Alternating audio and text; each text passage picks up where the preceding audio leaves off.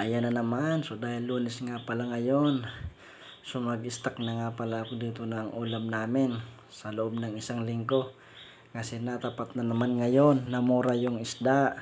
Kasi pag bumahal na naman yung isda at medyo nag-alboroto na naman ang panahon, lalo na ang dagat, nako, dollar na naman ang presyo ng isda dito sa amin. At ito na nga lang yung binili kong isda kasi halos paborito rin to ng mga anak ko. Lalong-lalo yung panganay ko, lalong-lalo na pagprito. Shoutout nga pala dyan si Tia Mobil Benitis. Salamat sa pagtitiwala, sa pagpapautang. So lagi ako sa kanya kumukuha ng isda. Laging 10 kilos, 5 kilos. Ganyan ako umutang ng ulam namin kasi medyo malayo nga kami sa sentro.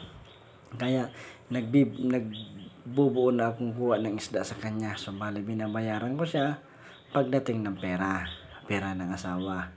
Yan, halos binuhos ko na nga. Halos nasa 5 kilo lang yan. So, meron nga pala dyan na pwedeng sabawan, prito. Tapos yung gata, yung tinatawag na picadillo na may pichay.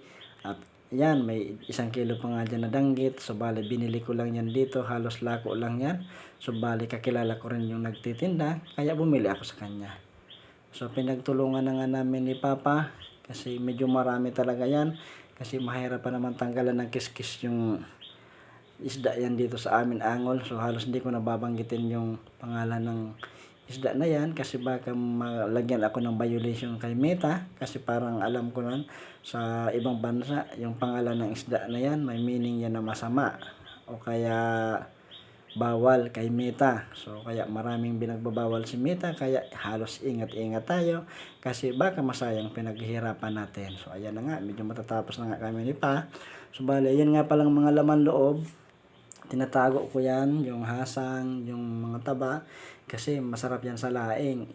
Sabay, kumbaga sa amin, bangot, tapos maraming nyug. Naku, ang gata, sarap na sarap talaga. Tapos yung hasang nga niya ng isda na yan, tinatabi ko lang yan kasi binibigay ko rin sa ibon kong wak. Si Wakwak, Dawakwak, Wikwik, Wokwok. So yan na nga, so bali nilagay ko na nga sa aking stock ang freezer. Ayan na. So pang 1 lingguhan na yan. Malinis na yan. Mas maganda yan ilagay kasing malinis na kasi baka tumulo yung mga ano yan, yung dugo. Masama ng amoy yung mga yelo. At yan nga pala yung sa kabilang bahay, sa kapitbahay namin, naglalagay dito sila sa amin. Halos libre lang, walang bayad. Ganon ako kasama sa kapwa. Maraming salamat.